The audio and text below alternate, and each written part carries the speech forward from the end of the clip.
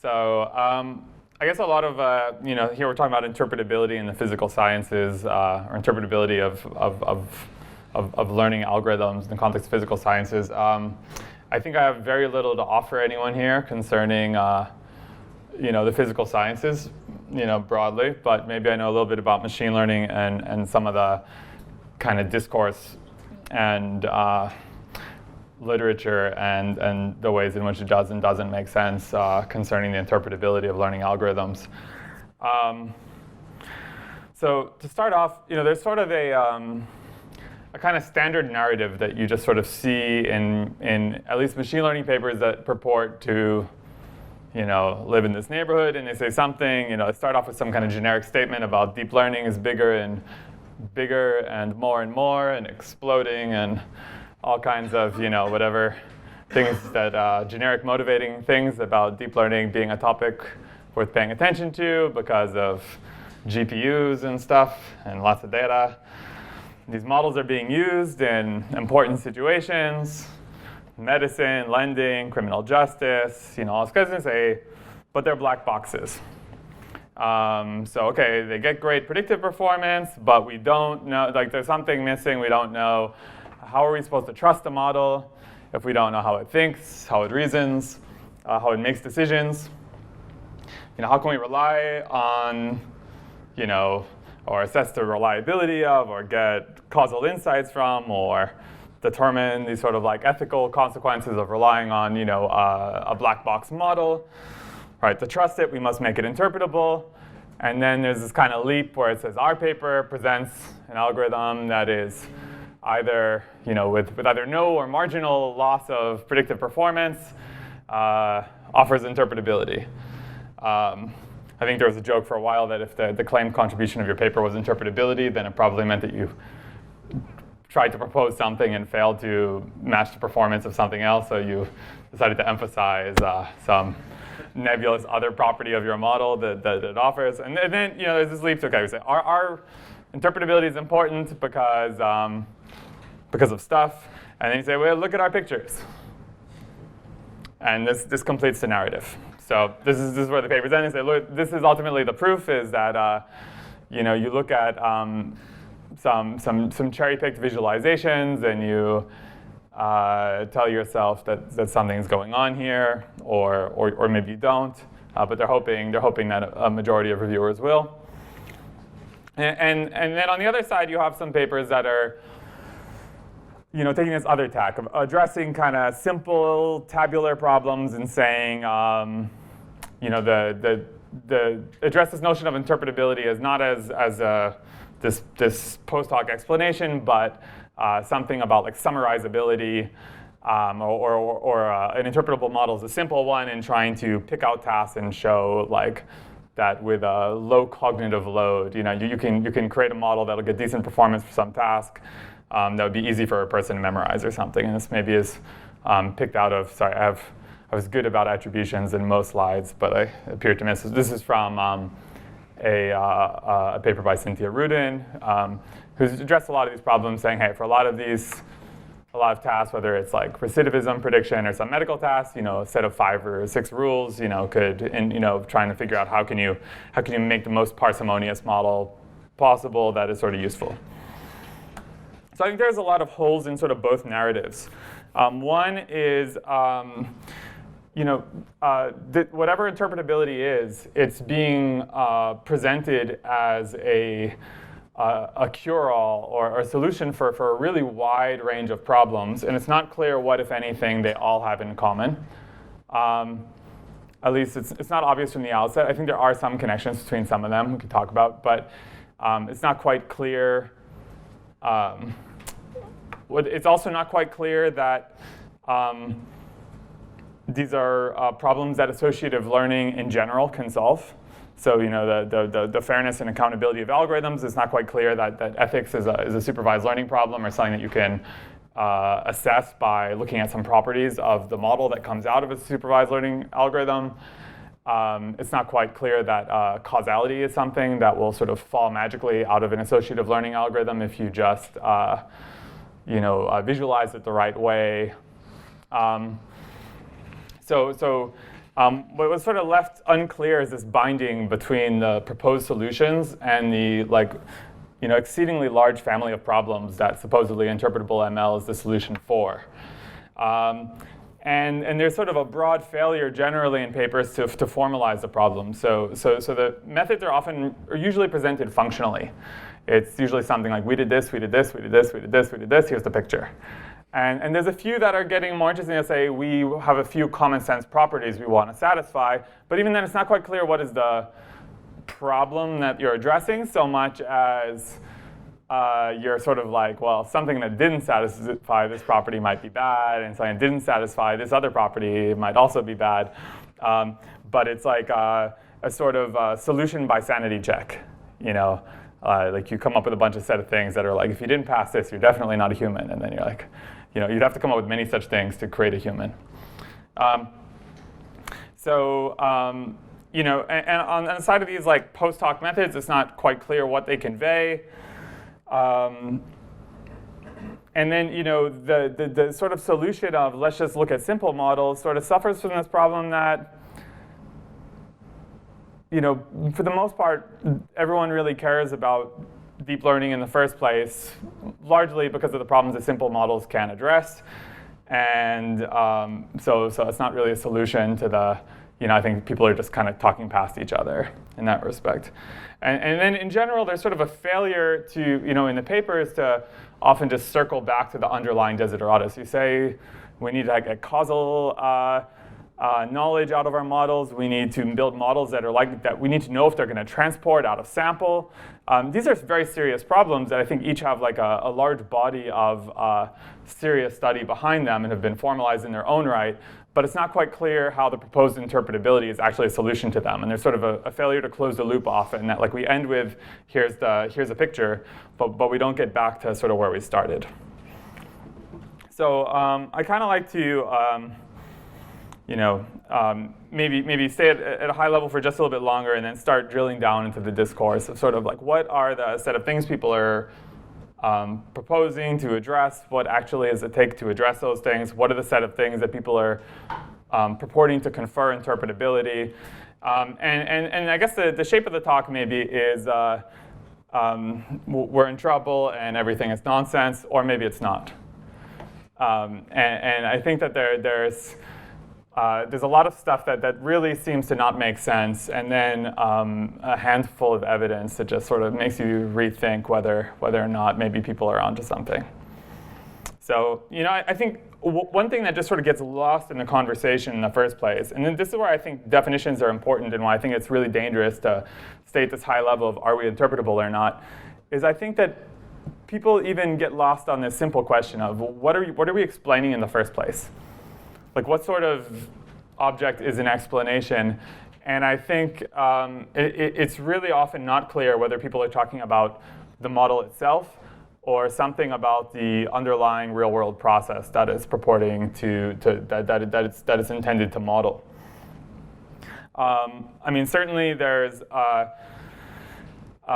think science, when it comes to modeling the real world and to explaining something about the phenomena that we observe and using modeling as a tool to that end, I think science is the discipline that does that.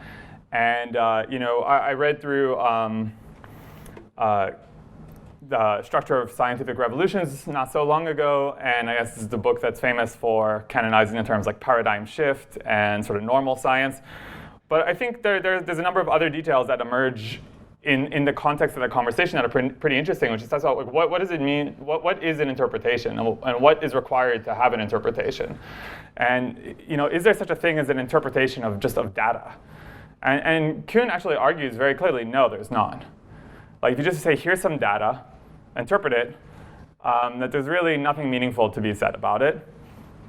And that the interpretation of the data requires grounding in some kind of theory of the world, some kind of paradigm that dictates, among other things, some set of beliefs over what entities the world is comprised of, what are the relationships among them. And it's also concerned with, to interpret the data, you have to say something about where your data came from. These are often left in the discussion algorithm itself. Right? What is the process by which the data is collected? So So I think, this sort of, there's this kind of like weird murky space where we get lost between what does it mean to be interpretable, what is an interpretation itself, and what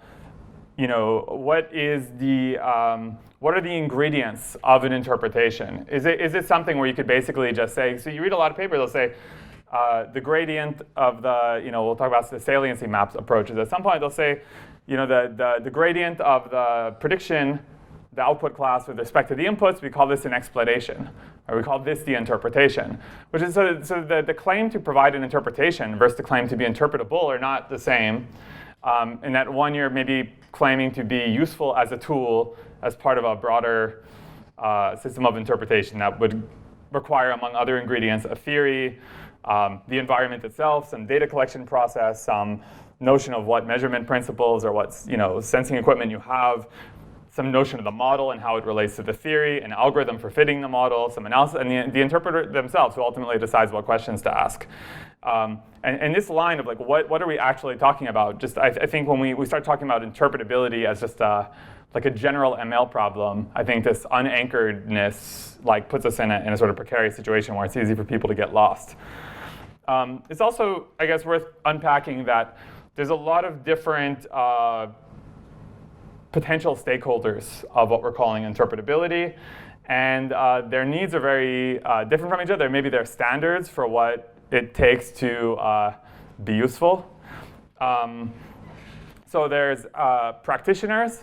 I think this speaks to something that Kyle talked about a little bit of one thing that, I guess at least Kuhn and I think a lot of philosophers of science are a little bit silent on is like, where did hypotheses come from in the first place? So there's a lot of critical discussion of how do you choose to run an experiment to evaluate a hypothesis, but what's not clear in the first place is where did you come up with intuition or inspiration? And I think there's the level of like what a practitioner needs, and there's the level of like what a court of law requires. So like what those who are subject to ML-guided decisions require, what it takes for the explanation that comes out of the model to actually be not a source of hypotheses, but to be a statement about science, for what it takes to be a statement about like why a decision was made or something, as opposed to just, hey, here's some intuition, do with it what you want.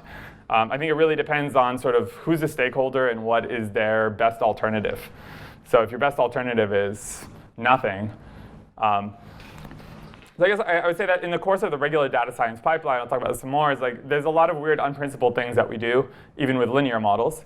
And we do them not because they're principled, but because they seem to work for us. We've been writing papers for long enough, and we've been doing things like squinting at the coefficients of linear models when we don't actually believe that we're modeling a linear process. We don't believe there's any real-world grounded physical interpretation of these parameters, but we do it because we've done it enough times and something popped out and it led us to something that was a useful paper that we stick with this practice even if we don't have any sense in which it's principled. So just a little bit more about interpretability is I think that basically it's become a catch-all term for everything that isn't a model performance as assessed by some sort of like simple canonized evaluation metric, right? Whenever we feed inputs into models from some fixed distribution, we compare them to outputs, known ground truth outputs, we compare the model's predictions to them, we can calculate the accuracy, we can calculate sort of ranking-based metrics, we can calculate any kind of gymnastics you want to do on the confusion matrix, you can calculate it. And then at the end of the day, some people are still not satisfied, and they say, okay, your model is very accurate, but I need something else. I need an interpretation. And that sort of is it's just like the way that like Lyme disease has become the catch-all for like anyone who's systemically ill and doesn't know why, or chronic fatigue syndrome. It's like interpretability has become, I think, the chronic fatigue syndrome of machine learning, where it's like if you're sick and you don't and you're not specific, then you have an interpretability problem. And so the question is like, is everybody crazy? It's on one hand, you see a lot of these debates, like Jan LeCun versus somebody, and Jan LeCun says, if the model's accurate, why do you care? And somebody else says, but I need to trust the model or something. And I think there's actually a simple answer for why we care about things that are not accuracy, which is basically the problem as formalized is almost always wrong, right? Like machine learning is almost always solving the wrong problem. We're fitting a predictive model, and prediction's usually not what we care about.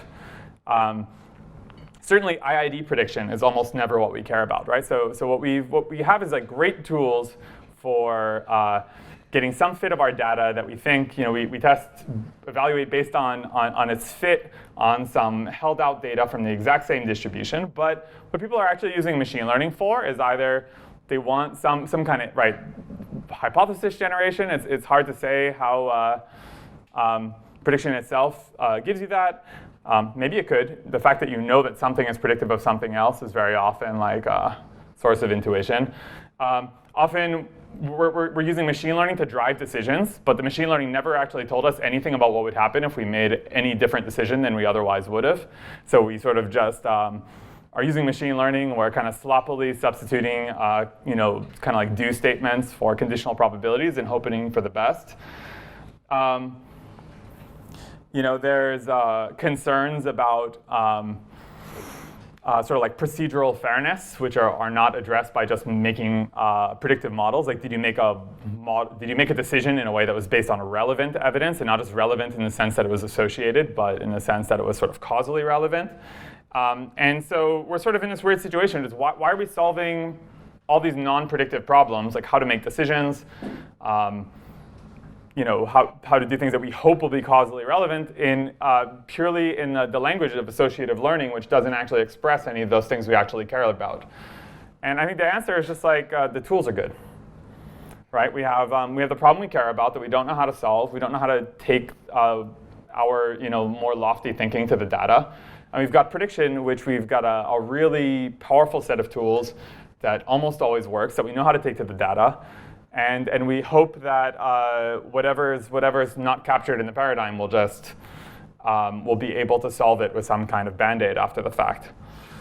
So again, I think we just need to keep in mind that interpretability is a bit like the antelope. Does anybody know what an antelope is? It's not a species. It's not a family. It's not an order, right? It's a wastebasket taxon. So it's a bunch of different nodes on the phylogenetic tree that didn't actually naturally group together, but it's the common name for like horned animals that we don't have a pet name for. So interpretability is sort of like everything that falls through the cracks that didn't get captured in something we know how to formalize well. In this case, they probably do know how to formalize, actually. So we're not being fair to the antelopes that somewhere the people who taxonomize horned animals actually know what species they are. There's a recent paper that kind of built off some of the arguments that I made that I think expresses this nicely as, the danger here is that when we have the entire discourse in the language of interpretability, the problem is that the term itself cannot be rendered sufficiently precise to supply researchers or public policymakers with a coherent notion of what exactly they're trying to achieve in talking about, say, its desirability in the first place. So I'd like to talk now a bit more granularly about sort of, first, the various desiderata that interpretability is claimed in papers to address. And I'm going to kind of skate over some of them, but I'm going to make a bit of a deep dive on transferability, because I just want to maybe sort of make clear just how formidable these problems are actually. Making a model that will transfer out of domain is a really deep and difficult problem, and I think maybe not solvable with a saliency map. Right, so a lot of papers talk about trust. I'll kind of skip on this, but basically trust is kind of just like another level of indirection, because I think it's a similarly fuzzy term to interpretability. So we need a trust. Well, we need interpretability because we need trust. What's trust? Well, I don't know. It's a comfort something. People make claims about, and unfortunately, Yuda did a better job of introducing people to causality than I possibly could. So I won't go too deep, but people often say that, well. I mean, it's often actually somehow, I don't know how it skates past peer review, but it gets in the papers, this idea that interpretability might shed light on causal relationships.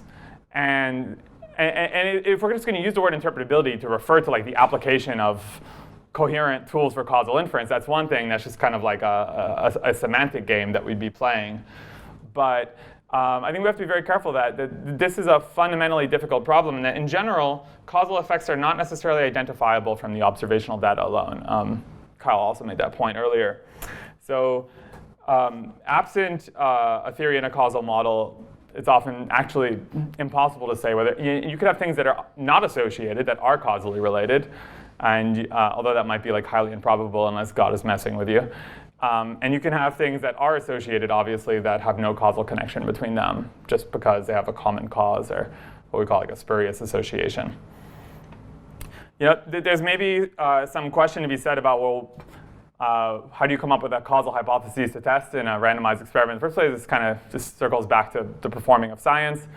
And who knows? Right. Right. Again, people talk about interpretability as providing insight, like, and I think there's some cases where maybe some of the things people are calling interpretability actually have done this. I'd say maybe some of these visualizations of what's going on in each layer have given some guidance to practitioners that actually help them come up with ideas of what to run next, like these experiments where you visualize what does it take, what does it look like in the input if you try to excite a node at some layer of a neural network, and you come out saying, well, everything that excites nodes in layer 2 looks like some kind of weird texture, and everything at layer 4 starts seeing eyeballs or something, and this gives some people some sense about which representation they might want to use for some kind of downstream style transfer or some kind of wackiness. So it's, but I think this area is very fuzzy. I think the application, another thing people claim that they want to get out of this, I think, is questions about fairness or equitability in the application of machine learning in critical context, which is maybe I'll skate on a little bit just because it's not the topic here. But I think here we have to be just absolutely careful, because I think that these are serious problems that rely on a context that's usually outside of the scope of the modeling. And so usually, I think a lot of what we're talking about is fairness or interpretability, and algorithms is sort of missing the point on these critical issues. And then we have, what I'll go a little bit deeper on now is this idea of, well, let's find out if our model is reliable or robust by analyzing some interpretation of it. And there's a tricky kind of, I think there's something a little bit circular seeming about the logic here. In that sort of, well, if we were capable of telling, this isn't in a watertight argument, but I think there's some question about if we were capable of assessing by looking at the learned parameters or somehow poking around the model when it's got its learned parameters, whether the model would transport out of sample in the first place. The question like, why did we include that hypothesis in the class in the first place? Like, why? Shouldn't we be able to just sort of define models that just rule out some hypotheses, in the first place, just constrain ourselves to the set of things that make sense? Like, why are we including features that we don't want the model to depend on, for example? There's also a question maybe of, if we were capable of identifying all such models that wouldn't fail, then why do we need to actually do learning? And I think there's a key issue that's left out of most papers, which is, you say you want to tell if your model is going to fail under some kind of shift, but basically, precisely what are you going to be robust to? Basically, you can't be robust to everything. It's actually impossible. Like, if you don't state the family of things that you're going to be robust to, you give me a model, I come up with a distribution shift under which your model fails. So, in general, there's no simple band-aid for the fact that, like, basically, almost all of what we're doing with learning is based on this assumption that God wakes up one day and showers data out of the sky, and we use it to fit a model. And then in deployment time, the model sort of gets, God gets copied over without any changes, no change of temperament, continues to shower data out of the sky.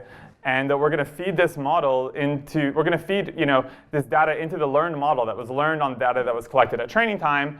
And basically, however we performed on some holdout section of the training data is how we're going to perform at test time. And the reality is that anything can happen. And there's a lot of different things we might want to situation, like basically, Wednesday is never IID from Tuesday. You go collect data from 2019 and you run a classifier in 2020, and it's going to break in some way. Use of language changes, cameras change, microphones change. How do we ensure that we're going to do well out of sample? Well, you could say one family of changes out of sample that will break almost any classifier is an adversarial example. The entire community has been mobilized to think about just two sets of all the ways you can mutate an image that would in no way change its perceptual content. We're focused on just two, which are basically like the addition of L2 norm constrained noise. Something inside an L2 ball around the image, and the addition of noise inside box constraints of L infinity constrained noise. And basically, we're still not on large-scale images, even against these two tiny classes of perturbations, able to make classifiers that transport well out of sample. We're only starting to get something that's even kind of passable on miniature 30 by 30 images. And even if you were robust to these types of shifts, 100% of these models are going to break under any of a number of other shifts, a small translation, a small rotation, a slight warping of the image. It's very easy to come up with something that would be perceptually identical but would have the maximum possible, say, L infinity distance from the original image. You take a standard, so this is a paper that we published at ACL this year. You take a standard state-of-the-art classifier for classifying documents. And basically, it turns out that just by making 2 character level perturbations. So just by, and we're even kind of more conservative than that. We say you're only allowed to, you're not allowed to touch the first or the last character of each word. And we even look at smaller things, like you're only allowed to swap internal characters, or you could just drop one character, but you can't add. In these cases, you can take a state-of-the-art off-the-shelf classifier and knock it down from 90% to 45% accuracy, which is actually below random guessing, just by making small changes. Right, there's also lots of problems with classifiers now. So basically, here's a problem in machine learning that people create data sets for more and more complex seeming tasks. And then we kind of look at how we perform on them. And we want to think that we sort of solved the true underlying task. Maybe there's some analog in physics where you solve something in simulation and you think that you've done something that relates to the real world.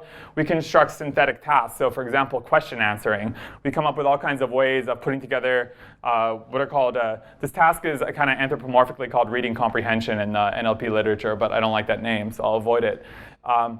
But we put together these data sets where basically what you have is a passage as an input and also a question. And then your answer, either generated via some kind of multi-selection or via span selection or via some kind of generative decoder, is ultimately to output the answer. In this case, it's span selection. So you have to pluck out some span from the input passage and say, this is the answer to the question.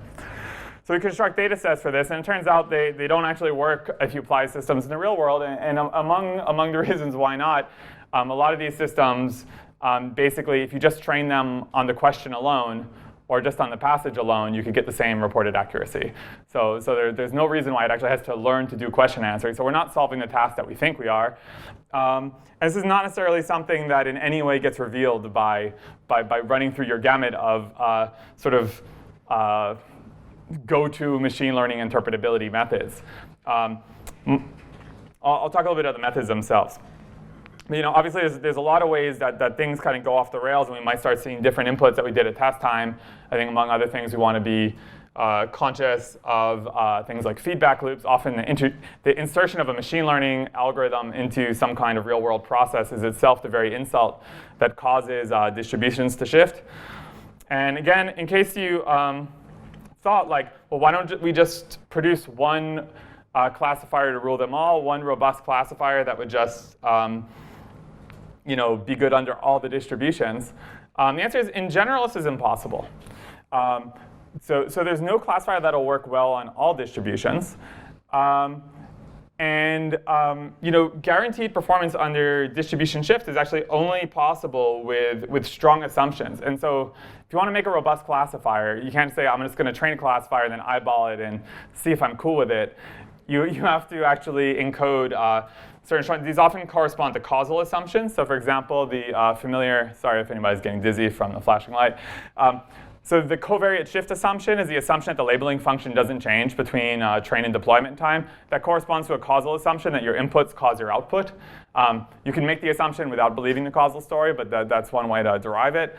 The reverse assumption, though, is the label shift assumption, which says actually the covariate, the labeling function, the conditional of the label given the inputs might change, but the class conditionals are not going to change. The probability of x given y, that's the thing that's fixed over time.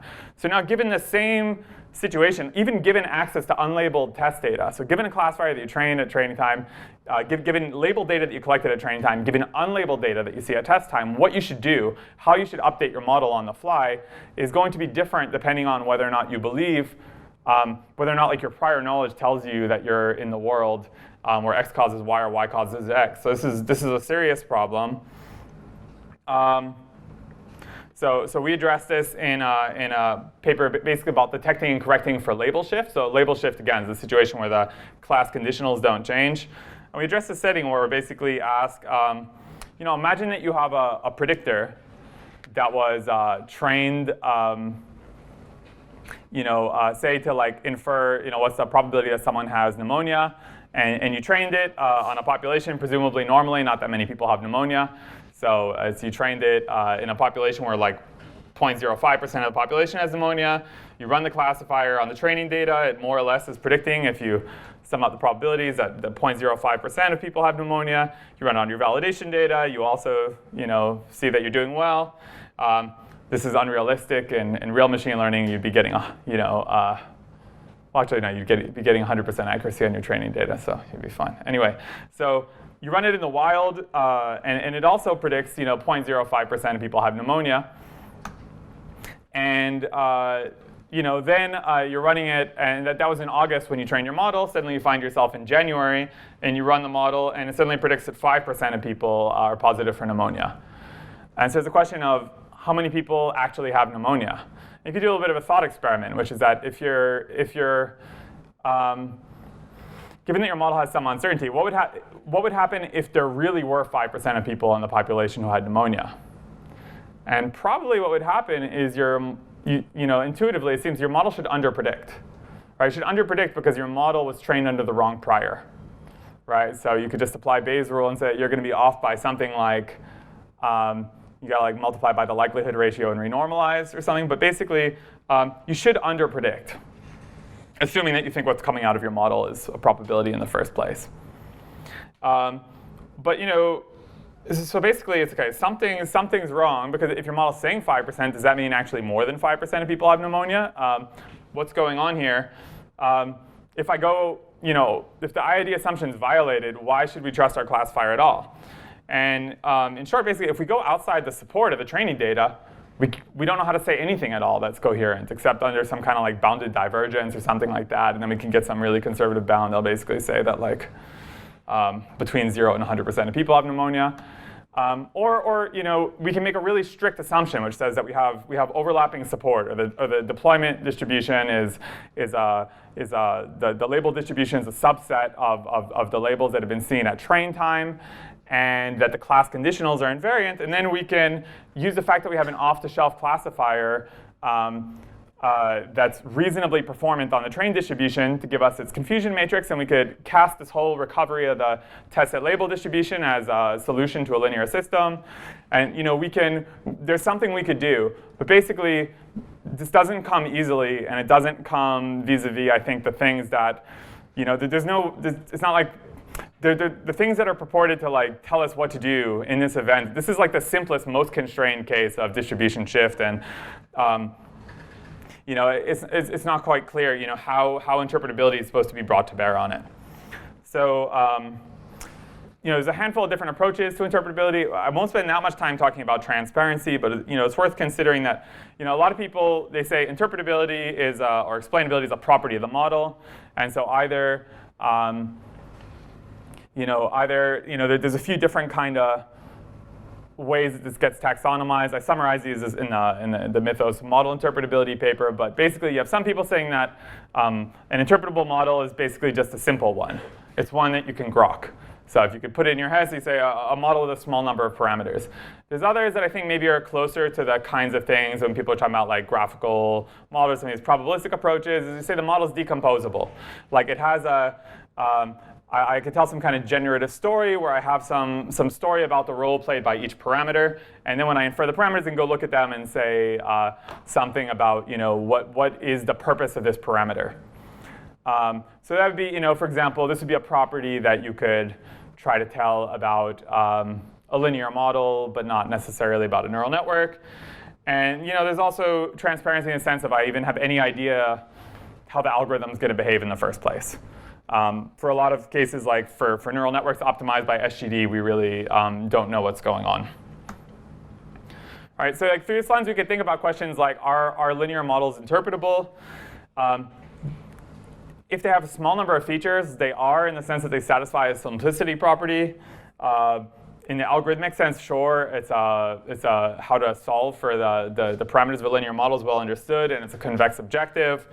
On the other hand, any of these, and yeah, it's even decomposable in the sense that like you have these parameters and you could at least associate each parameter with an input. However, the way people normally try to interpret linear models is usually fundamentally wrong, right? It's that we just train the model, we pretend that there are no covariate effects, we ignore the mechanisms of feature selection, we ignore all the things that sort of and we ignore the fact that model misspecifications, so we ignore the fact that we're modeling a process that's not actually linear, and then we kind of try to like look at these parameters and read into them some kind of interpretation that it's not quite clear what semantically any of it means.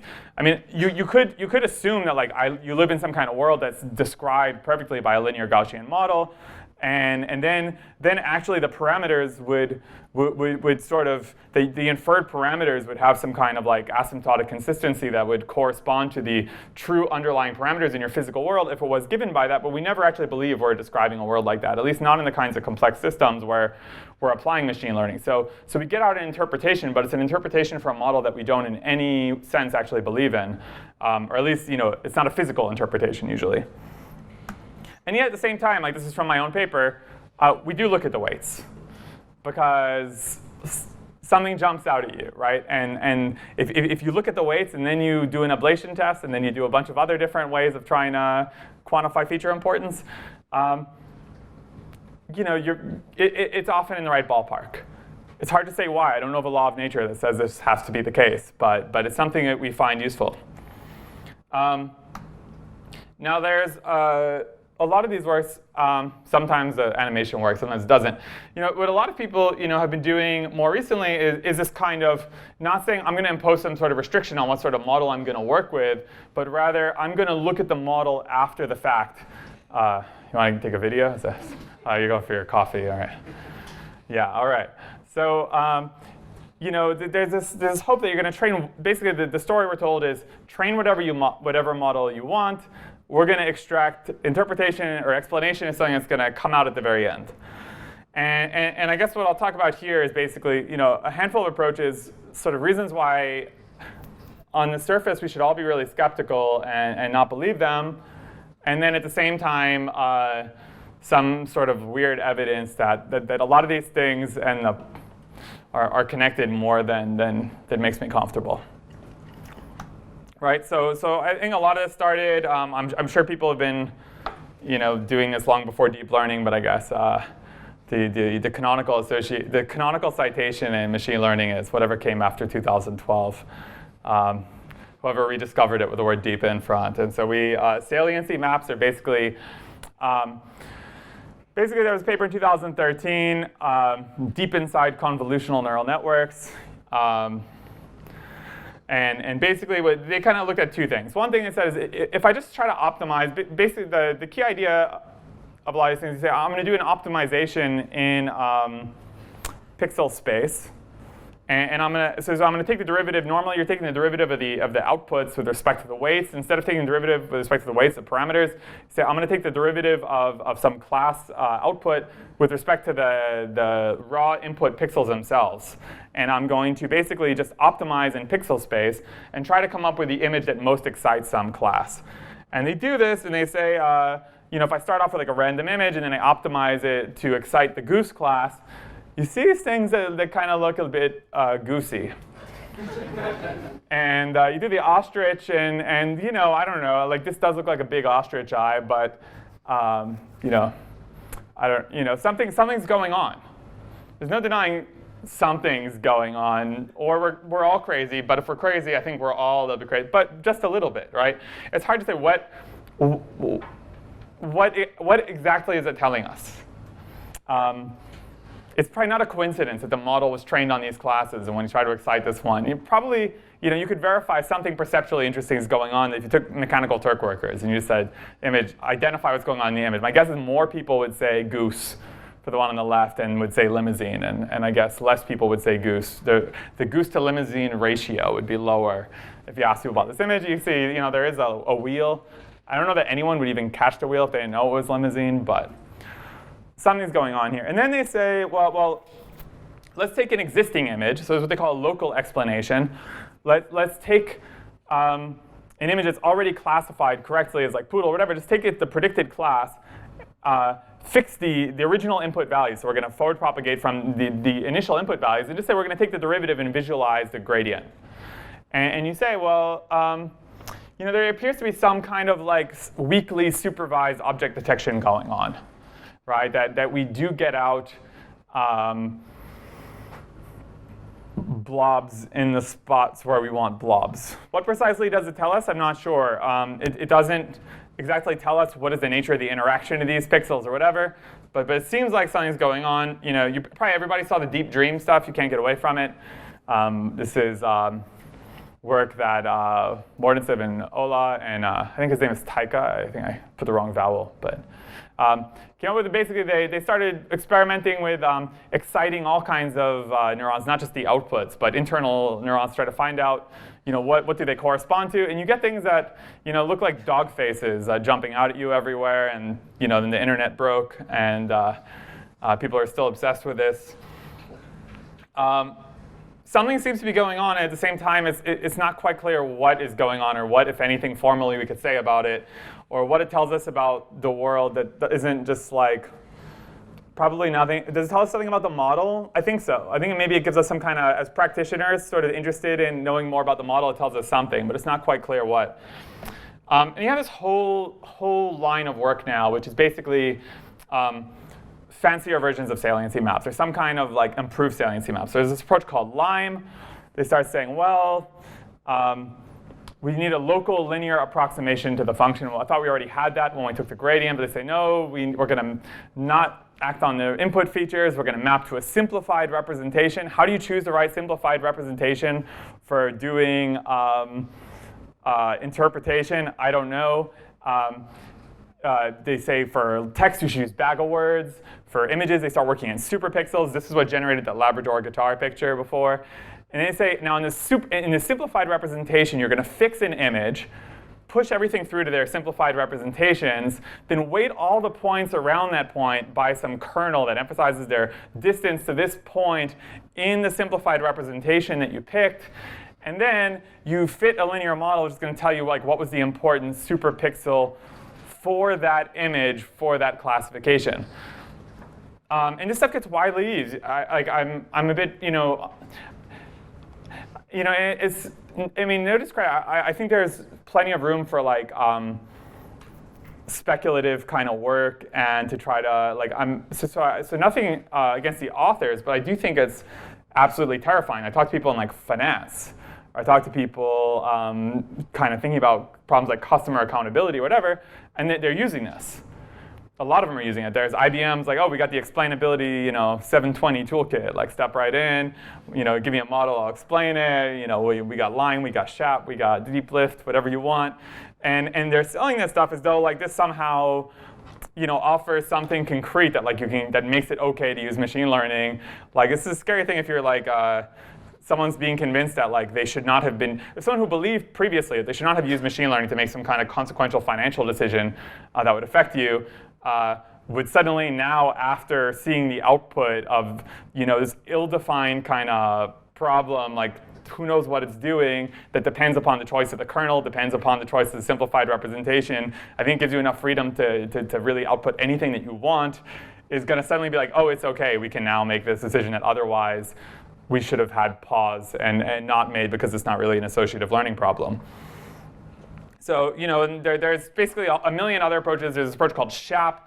They come up with a bunch of axioms they say they want to satisfy. They talk about some connections to Shapley values in cooperative game theory, where basically the Shapley value is basically the average value of like this of the particular feature. Yeah, 5 minutes. Yeah, compared to others, if you average over like all coalitions of features, if you take all subsets of other features and you put this one in versus put it out, and then you average over the whole subset, how good is this feature? But then they're not actually doing that. They're not actually doing it at retraining. Now they say there's some sleight of hand, and they're actually doing Shapley sampling, which is not quite clear how in any way it's related to what the Shapley values tell you in the first place.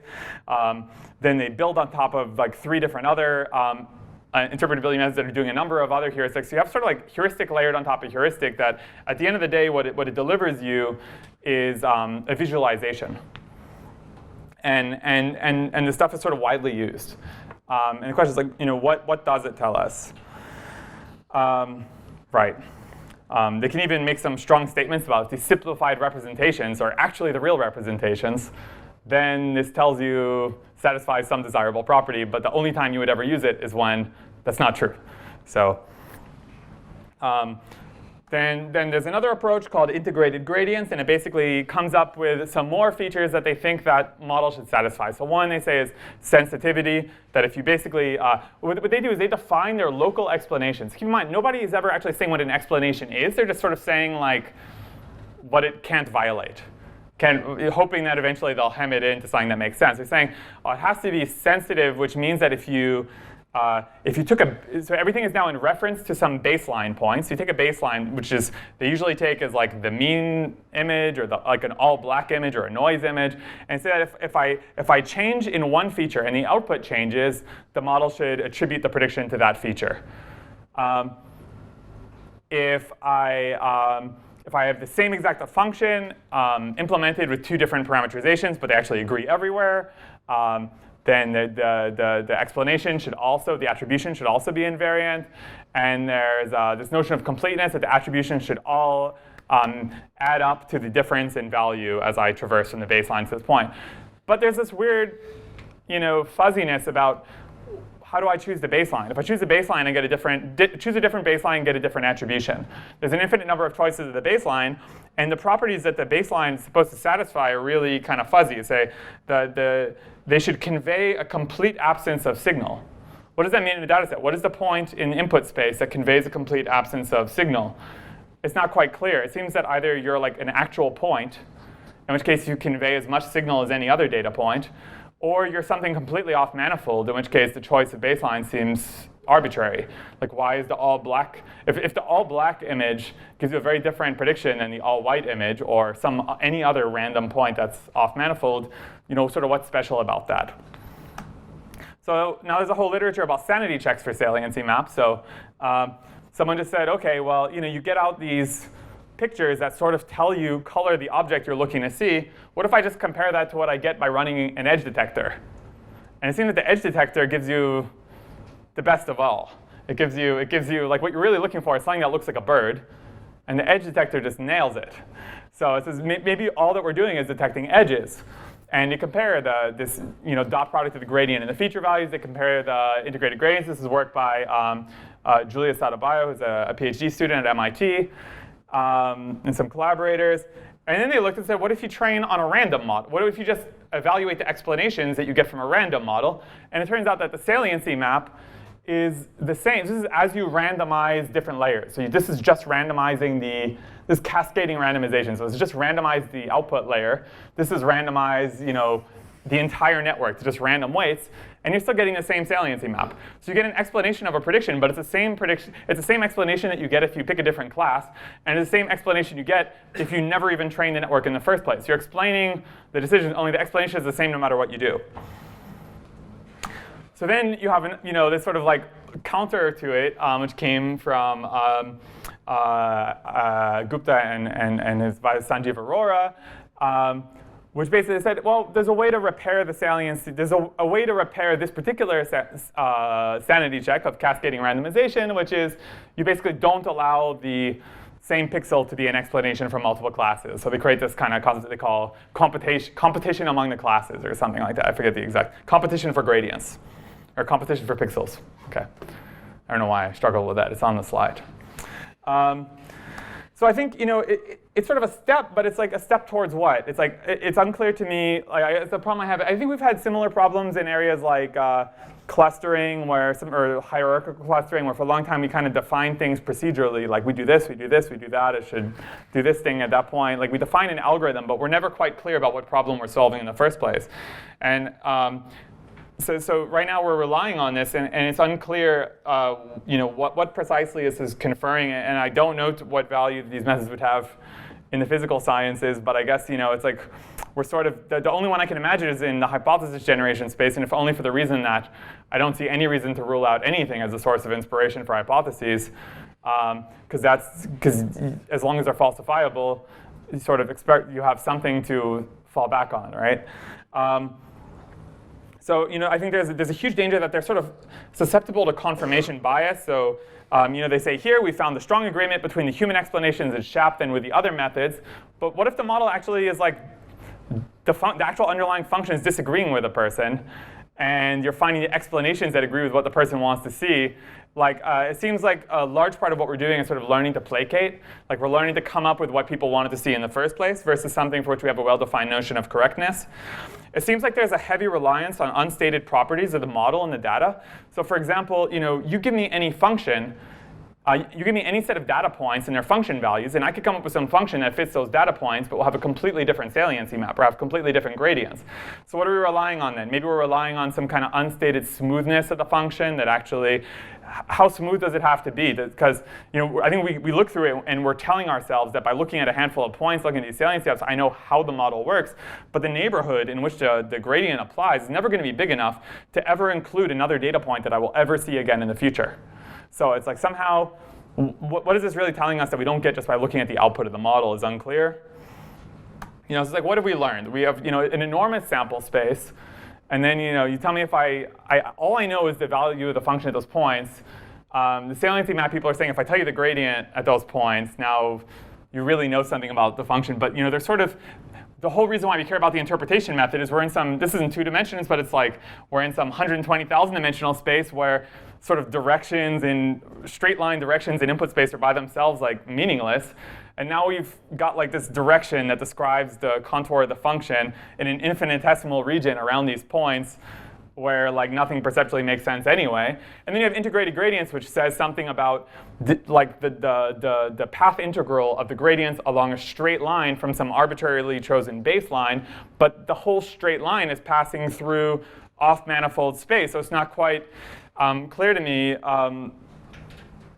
Like I just don't, they specify as properties that supposedly satisfy, but it's not quite clear like what problem it's addressing. Moreover, there's a recent paper, I got like 90 seconds or something, that showed that actually, just like there's adversarial attacks against image classifiers, there's adversarial attacks against any of these saliency attribution methods. So basically, you can come up with another model that's, so in the integrated gradients paper, they say if the functions are exactly the same function but parameterized differently, they should get the same attribution. But what if they're just the same function on the actual data, but they're different functions in that enormous off-manifold space that you traverse when you're doing your integrated gradient? Well, I think the answer is then you're screwed, right? So in this case here, here it's like this is what's important, and then if you perturb the image in an imperceptible way, you get out the same prediction, but it's over here, that's what's important. Or here it says these features are important, not those. I'm sure if they took just a little more care, they could probably do it and even get the confidences to line up. So something's a little bit funky. I point out that I together with my friend at Jacob Steinhardt's faculty at Berkeley Stats, I think this speaks a little bit to a couple of the problems that we identified in, I think, maybe what's going on in some machine learning papers more widely, which is that we stole this term from the economist Paul Romer, but I think that we've gone from like purely heuristic saliency methods to ones that now sort of have the appearance of some kind of theorems or proofs. But I think that they suffer from what I call mathiness, which is specifically, I think, people have kind of run with that and just use that for like any paper that has lots of math in it. That's not my point. I think math is great. I'm not very good at it, but I admire it. The mathiness is a sort of use of math as like a tool of obfuscation.